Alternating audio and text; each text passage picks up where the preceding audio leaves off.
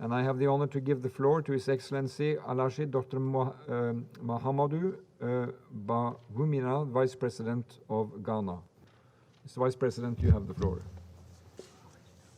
Thank you. I thank the President of the Council for the month of January 2022, His Excellency Jonas Gahr Store, Prime Minister of Norway, for convening this high-level open debate on the topic War in Cities, Protection of Civilians in Urban Settings. I convey to you, Mr. President, and the Council, President Nana Addo Dankwa Akufo-Addo's best wishes for a successful debate. I also join other speakers in thanking the Secretary General, Mr. Antonio Guterres, and the other briefers for their useful insights on the topic of this high-level open debate. Mr. President, the asymmetrical nature of the prevailing wars in the cities and the consequent embedding of combatants within the interconnected resources and infrastructure of urban areas poses immense challenges for the protection of civilian populations. Advancements in science and technology have led to the development of compact and more sophisticated weapon systems that are able to deliver greater damage to targets and their surroundings. The humanitarian consequences of the increasing urbanized conflicts on civilian populations are therefore serious and require careful consideration of existing frameworks for the management of urban wars. We therefore welcome the focus that this debate brings to this topic.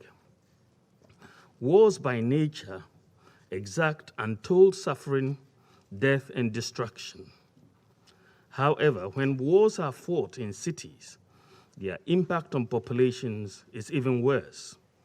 They lead to higher incidence of mortality, destruction of critical life support infrastructure like hospitals, greater numbers of internally displaced persons, and a higher incidence of criminal and sexual exploitation, particularly once such wars are prolonged. This creates further vulnerabilities that are exploited by violent extremist groups to radicalize young people.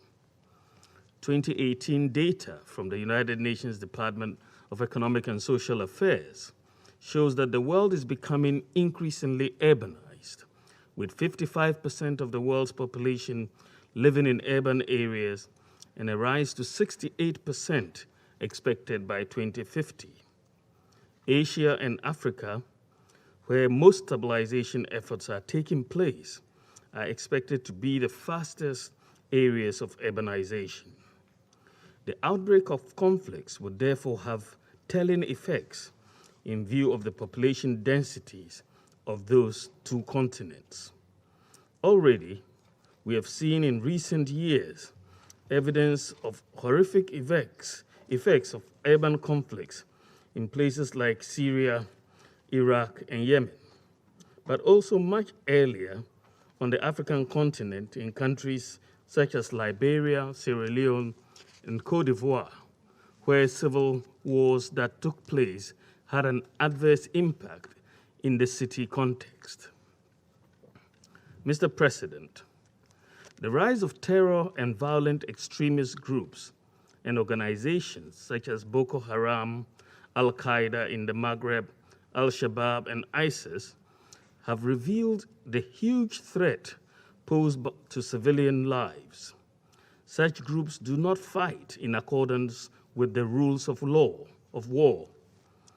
They scapegoat civilians in their crusades and consider them as cannon fodder. The roles played by civilians in such wars also demonstrate the conflicting, nuanced, and complex nature of modern warfare. The Geneva Conventions and additional protocols, which are at the core of international humanitarian law, as well as the United Nations Security Council Resolution 2175, provide for the protection of civilians in armed conflicts.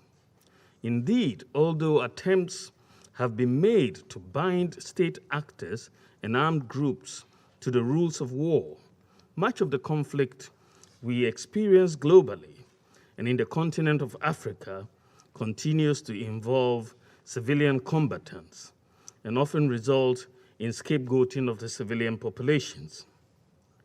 They have been used as human shields by warring sides or have become victims of heinous crimes. Mr. President, the devastating impact of urban wars on civilian populations, more investments need to be put into devising the needed coping mechanisms and adaptation tools in tackling the issue. I would therefore highlight the following points for consideration of the Council.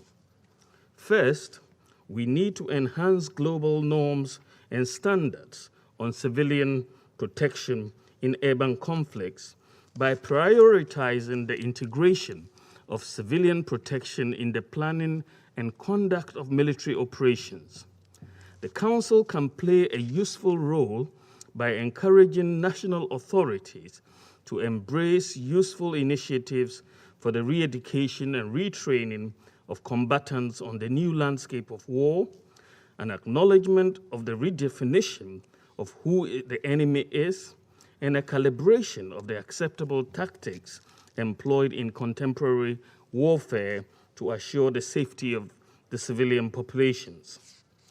Secondly, the bane of any global norm lies in the lack of effective enforcement. We must therefore develop strong accountability frameworks which place the protection of civilians in armed conflicts at the heart of national and international justice systems. This requires states to recommit to international humanitarian law in their conduct of warfare and for zero tolerance of the impunity of non-state actors.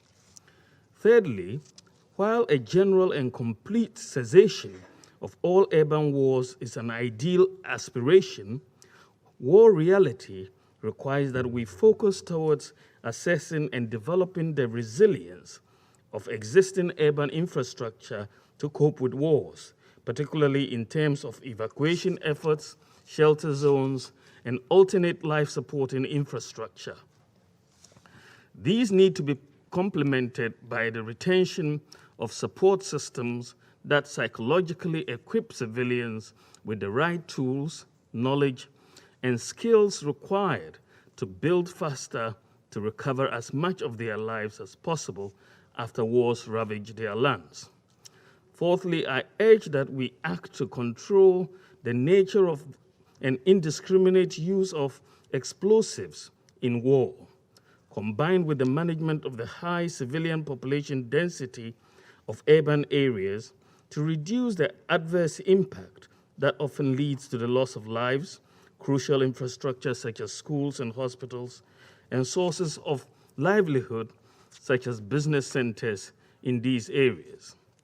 Mr. President, we must recognize that in developing norms and standards to protect civilian populations during conflict, there is a strong need for local engagement in order to assure the acceptance of such norms.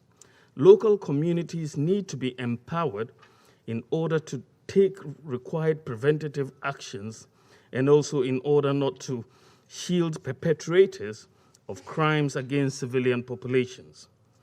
Also, in addressing the resilience of urban communities, the issue of poverty, which is an important element in urbanization, would need to be taken cognizance of and addressed. National initiatives would therefore need to be supported to equalize access to economic opportunities in all parts of a country, develop alternate and reinforcing urban communities, and manage the push and pull factors of migration that sometimes lead to unplanned urbanization outcomes and which sometimes create fodder for the intensification of such conflicts. I thank you for your kind attention. I thank His Excellency Dr. Bavumina for his statement.